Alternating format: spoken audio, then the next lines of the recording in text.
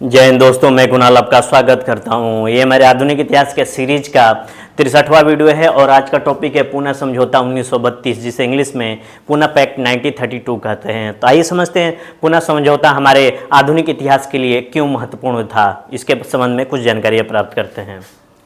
भारतीय इतिहास का सबसे महत्वपूर्ण समझौता पूना समझौता था। यह समझौता रैमसे मैकडोनाल्ड अवार्ड के प्रतिक्रिया स्वरूप आया था। 24 सितंबर 1932 को यह समझौता हुआ। पूना समझौता दलित एवं अस्पृश्य के मुद्दों पर हुआ था, जबकि ये जो अपना 16 अगस्त 1932 को रैमसे मैकडोनाल्ड अवार्ड हुआ था, जिसमें अल्पसंख्यक वर्गों का मेला लगा दिया गया। यानी अल्पसंख्यक वर्गों को बहुत ज़्यादा बताया गया कि इतने ज़्यादा अल्पसंख्यक वर्ग हैं। पूना समझौता दो भारतीय नेताओं के बीच हुआ, जिसमें सबसे पहले आते हैं डॉक्टर भीमराव अंबेडकर तथा दूसरे आते हैं महात्मा गांधी। इस समझौते पर महात्मा गांधी की तरफ से मदन मोहन मालवीय तथा दूसरी तरफ डॉक्टर भीमराव अंबेडकर के साथ साथ अन्य दलित नेता इस पूना समझौता पर हस्ताक्षर किए थे। इससे पहले यानी कि पूना समझौता से पहले गांधी जी मैकडोनाल्ड अवार्ड का विरोध किए और पुणे के यरदवा जेल में घोषणा की कि मैं रैमसे मैकडोनाल्ड अवार्ड के खिलाफ 20 सितंबर 1932 से आमरण अनशन करूंगा। तो ये थोड़ा सा परिचय हुआ पूना समझौता का।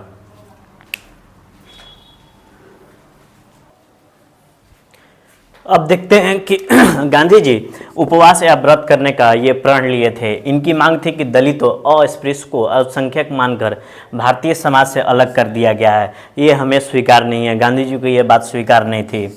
आमरण अनशन की घोषणा से पूरे देश चिंतित हो उठा, ठीक है ना। इसलिए गांधी जी ने आमरण अनशन की घोषणा से पूरा देश चिंतित हो उठा।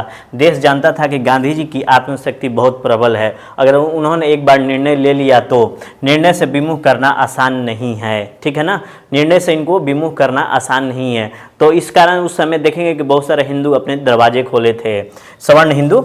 इस समय तक अल्पसंख्यक दलितों पर बहुत से सामाजिक प्रतिबंध थे, माने कि 1932 तक, यानी कि आज भी थोड़े बहुत हैं। इस समय तक अस्पृश्यों दलितों पर बहुत से सामाजिक प्रतिबंध थे।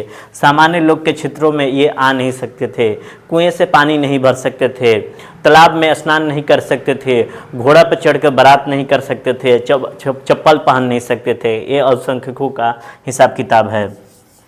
भीमराव अंबेडकर बहुत ही तार्किक व्यक्ति थे, ठीक है ना। ये उस समय की स्थिति थे। अगर बात करें भीमराव अंबेडकर की तो उस समय ये बहुत ही तार्किक व्यक्ति थे, बौद्धिक व्यक्ति थे। ये भावनाओं और अफवाहों से संचालित नहीं होते थे। ये बहुत दूरदृष्टि वाले व्यक्ति थे। तो इन्होंने सोचा कि अगर दलितों का उद्धार मैं नहीं करूँगा तो फिर इनके लिए कौन खड़ा होगा। तो इन्होंने इसलिए ये समझौता करने को तैयार हो गए। MC राजा, मदन मोहन मालवीय और अंबेडकर के बीच बातचीत होने लगी थी और बातचीत का निष्कर्ष निकला कि आइए हम लोग समझौता करते हैं। और ये जो समझौता किया गया स्थानवाचक इस समझौते का नाम दिया गया, यानी कि पुणे में हुआ था, इसलिए इसे पूना समझौता का नाम दिया गया। ये गांधी जी अनशन पर 20 सितंबर 1932 को फास्ट पर बैठे हैं, यानी कि अनशन पे बैठे हैं। और 24 सितंबर को यह समझौता 24 सितंबर 1932 को पूना समझौता हो गया। और दलित वर्ग जो था, हिंदू समाज से अलग होने का जो खतरा मंडरा रहा था दलित वर्ग का, वो समाप्त हो गया इस समझौते के परिणाम स्वरूप। आइए देखते हैं इस समझौते में प्रमुख बिंदु कौन कौन थे।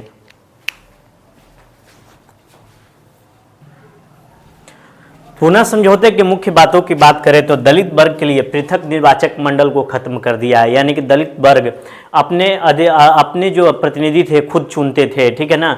माने कि जो पृथक निर्वाचक मंडल इसलिए व्यवस्था किया गया, पृथक निर्वाचक मंडल इसलिए व्यवस्था किया गया था कि जो दलित वर्ग हैं अपने जो प्रतिनिधि है वो स्वयं चुनेंगे। लेकिन अब क्या हुआ कि सामान्य निर्वाचन मंडल द्वारा इन दलित वर्ग के प्रतिनिधियों का चुनाव होगा।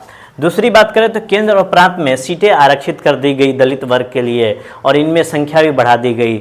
जहां पर प्रांतों में पहले 71 थी तो उसको बढ़ाकर 147 कर दिया गया और केंद्र में 18% आरक्षण दिया गया दलित वर्गों को, ठीक है। तीसरा है कि सरकारी नौकरी या संस्थाओं में उचित प्रतिनिधित्व मिले, इसलिए इनको जाति के आधार पर भेदभाव को खत्म कर दिया गया, यानी कि सामान्य निर्वाचक मंडल की स्थापना किया गया। केंद्र एवं प्रांत के विधानमंडलों में सीटों में आरक्षण तथा सरकारी नौकरी और संस्थाओं में जाति के आधार पर भेदभाव को खत्म कर दिया गया।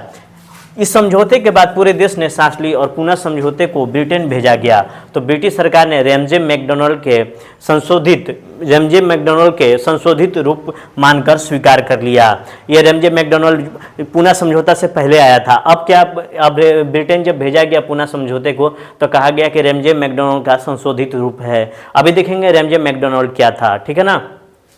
इस समझौते के बाद गांधी जी आंदोलन के नाम पर ये चुप्पी साध लिए और अपना सारा समय हरिजन उत्थान अभियान में लगा दिए, क्योंकि ये जो भारतीय समाज पर कलंक था कि हरिजन हमारे समाज से अलग हो रहे हैं, उसको धोने में, उस कलंक को धोने में ये लग गए। क्योंकि ये जो ब्रिटिश थे, गांधी जी नहीं चाहते थे कि ब्रिटिश ये जो हरिजन वर्ग है अपने लिए इस्तेमाल करें, ठीक है ना, भारतीयों के विरोध में इस्तेमाल करें। ये भी भारतीय समाज के ही अंग है। गांधी जी इसके लिए, इस कलंक को, इसको अपनाने के लिए ये बहुत सारा कदम उठाने लगे और भारतीय समाज पर जो कलंक था कि हरिजन भारतीय समाज से अलग हैं, उसको धोने में गांधी जी लग गए थे, ठीक है। अब देखते हैं रैमजे मैकडॉनल्ड अवार्ड।